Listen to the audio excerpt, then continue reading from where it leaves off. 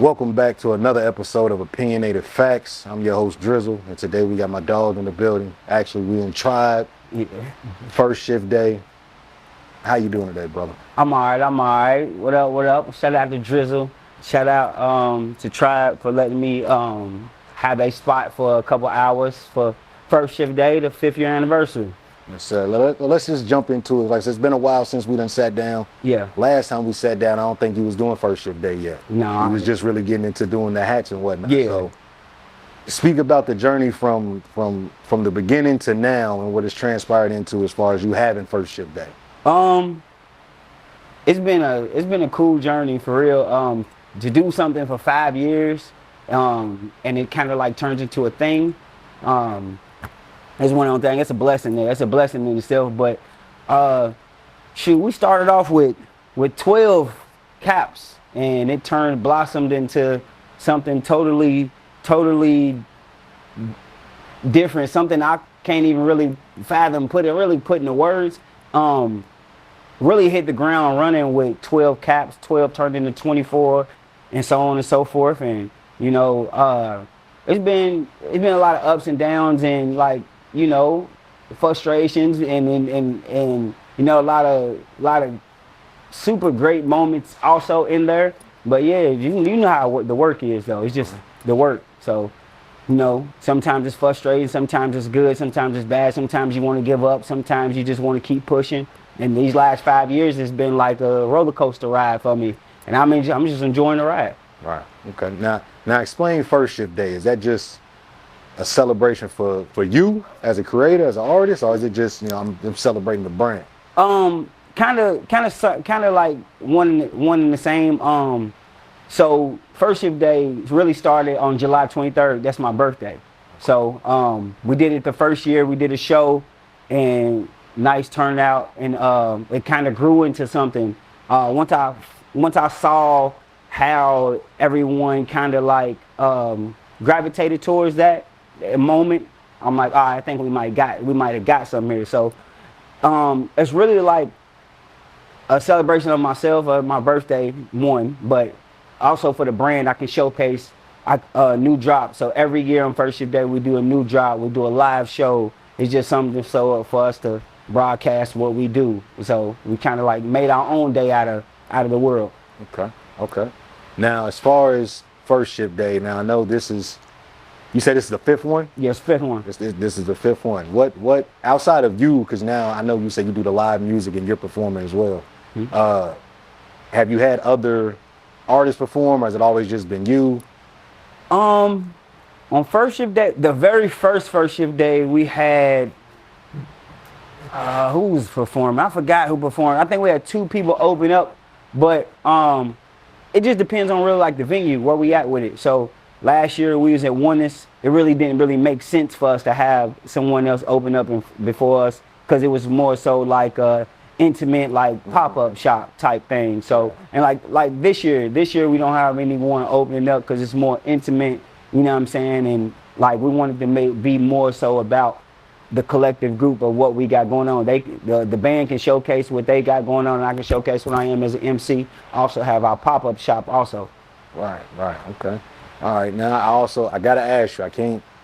I can't not ask you, bro. What's up with the music? I gotta ask. I gotta ask. Like, where's the new music? Is it coming? What are you working on? I have been working on some new music. Me and Montro been sitting on a tape, a really good tape for about 1.5 years, and music wise, I'm not really rushing to put out music. I feel I'm utilizing and letting the music be a part of the brand. Like I sell my tees and my hats. That's just something to push the brand. But we wanna also shed light on the music that we already put out, man. We put out so much music that kind of like went underneath everything and not really got enough attention that we felt like it deserved, and still last the test of time. Yeah. So we're gonna still push what we got going on, but me and B, we got a serious tape. Yeah. It's serious, but we'll probably release that here in the next couple months or something. We're gonna just try to drop some singles and stuff. Be on the lookout for that. We are working though, as far as music wise though. I ain't gave up on nothing. I was at a point in time where I was trying to figure out what I wanted to do with myself as far as brand or music, because it was kind of getting overwhelming. Yeah. But like, I can't give up the music. How did you find the balance between the two? I can't turn off creating in my head. So whether it's creating a t-shirt, creating a hat, creating a song, writing a hook, verse, whatever, that's something I really can't cut off in my head. Like, I can't do it. So, you know, finding the balance is more so for me in general, personally, it's about being prepared. So I try to work months ahead. Like for today, I worked months ahead to get the merch here, because I knew from previous years how it goes. And, you know, items might not be here on time, or, you know, I'm so frustrated trying to get this idea out, but it's not coming out the way I want to. The tee ain't coming out, or the hat ain't coming out how I want to. I'm frustrated. It won't be here for the event on time. So I kind of like, you know, took a step back and let's game plan and focus on the future. So I was ordering hats and t-shirts and jerseys back in March for today. Yeah. So I think for me, brand wise, I just got to be more prepared and ready for whatever may come. But, you know, music wise, like, you know, music is one of them things. Like, I write music every day. I mean, even if I don't record, I'm still writing verses. I'm still revising verses. I'm still, you know what I'm saying, trying to get better as a lyricist, MC, all of that. So again, that's just something I can't really turn off. So I just do it, push through it. All right. What would you say has been your outside of finding a balance for the two, what would you say has been your biggest obstacle since focusing, honing in on the brand at First Shift? The biggest obstacle with First Shift is, I would say, not having a true team. Because I do everything from like the designs to colorways to like I work the pop-up shops, marketing wise, like all of that is coming from me. So not saying that I don't have anyone out there that would help me, anything like that. I don't necessarily have a quote unquote concrete team. And I feel like to take my brand to the next level, I can't do that alone. So I'm like building a team now is what I'm mainly working on with First Shift Co. So, you know, as far as like photo shoots, you know, marketing, street team, you know, all of those things matter when you're trying to build a brand. So that's where my focus is with the brand right now. Just building the team, keep pushing what we're doing. Let's try to touch some spaces that we've never been in, rub elbows with people we've never rubbed elbows with, get the brand in their faces. That's what I'm on. Okay. Now I know it's only been 5 years, but what would you say what would you say has been the I don't want to say the peak, because I don't think you got there yet. Yeah. But what would you say has been probably one of your most memorable moments since you've been doing the brand? When I first start dropping the hats, I remember when I dropped the hats, like I said, I started with 12 and 12 turned into 24 quick.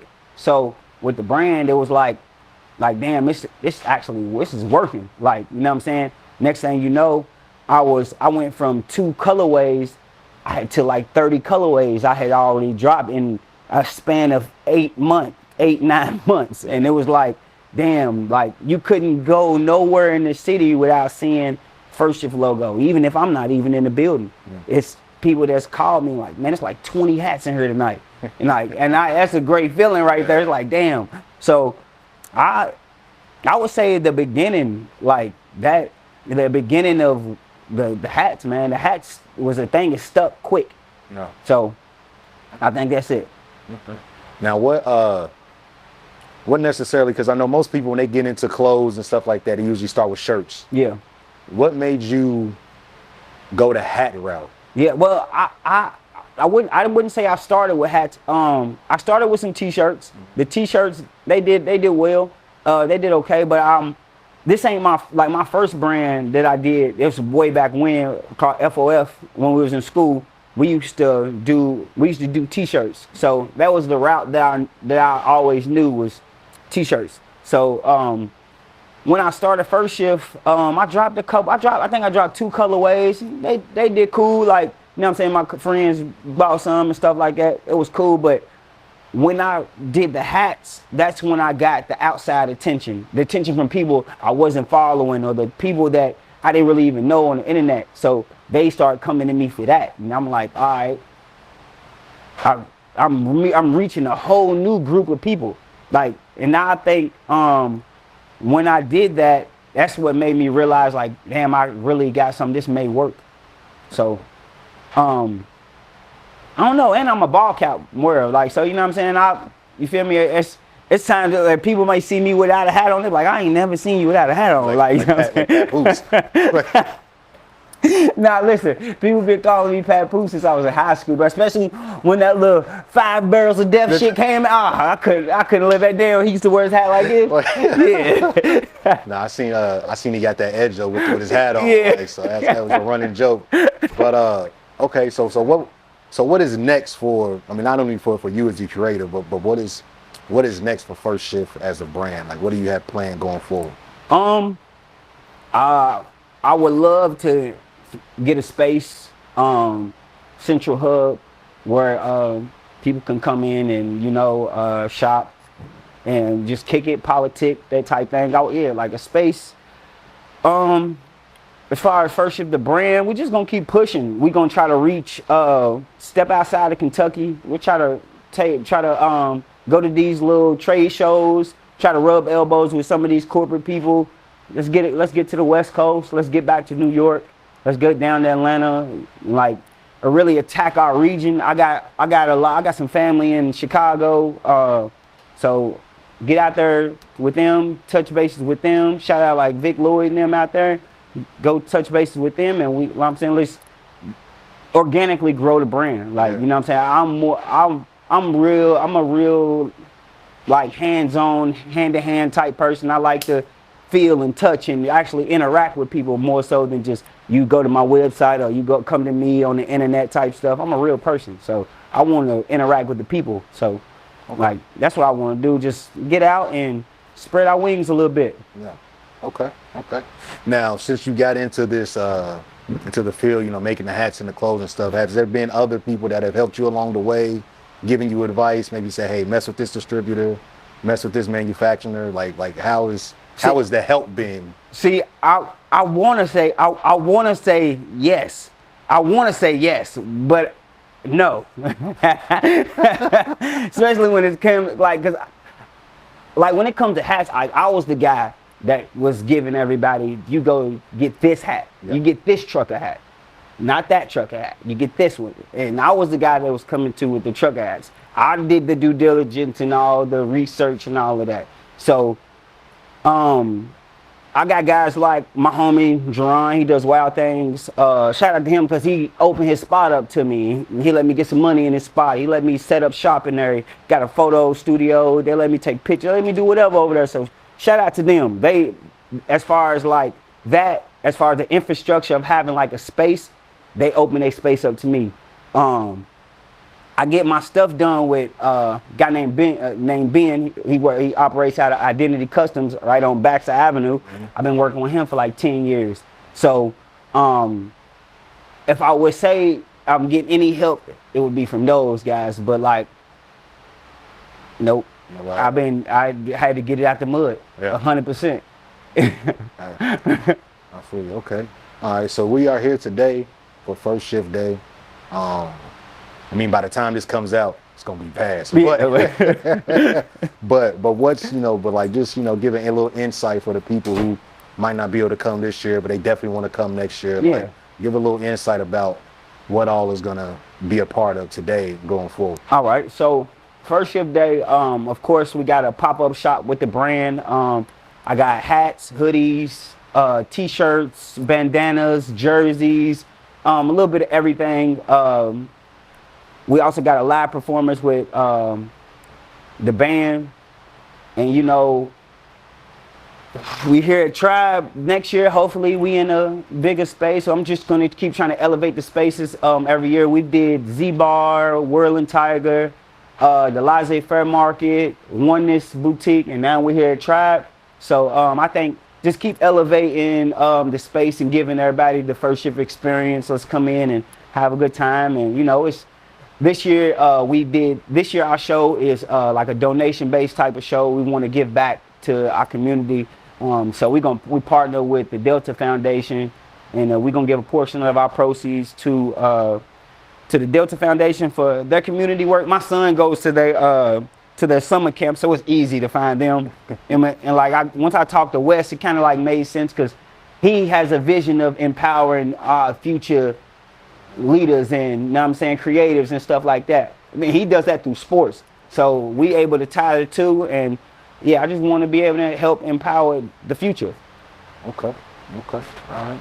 And look, I know you got to finish getting ready. I know you got to finish doing some sound check and getting everything together. Yes, sir. I appreciate you for letting me pull up on first shift day and get this in. It's been long overdue. I think the last one we did was what, 4, 5? I want to say about 4 years ago. It's like 4 years ago. I remember we was in my sister's house. Exactly. Yeah. About 4 or 5 years. So it was a minute ago, but like I said, I appreciate you letting me pull up, bro. You got any shout outs? Shout out to Tribe. Shout out to the band, because I can't do any of this without the band. That's SS Montro, that's Nestor Joseph, and wherever Juan is. Shout out to those guys. Shout out to the community that we've built with First Shift, and because I can't do this without them either, though. Like, you know what I'm saying? So just as much belief if they got in me, you know what I'm saying, that's what keeps me going. That's what keeps me doing this every year. Yeah. So yeah, shout out to you for having me on this interview. You know what I'm saying? So appreciate it. You know, I don't take none of that like lightly though. It's a respect both ways though. You know what I'm saying? For sure. Yeah, shout out to Ben for getting my stuff done on time. Shout out to Remy for getting my hats done on time. But yeah, man, I just appreciate everybody. Like I said, this is started off as a celebration for my birthday, as a birthday concert for myself, or a birthday show to myself, but it grew into like a real like community type of event, and wouldn't be nowhere without the people who believe in me. So yeah. All right, like I said, I appreciate you for letting me pull up, bro. And it's been another episode of Opinionated Facts. Yeah. We out. Peace.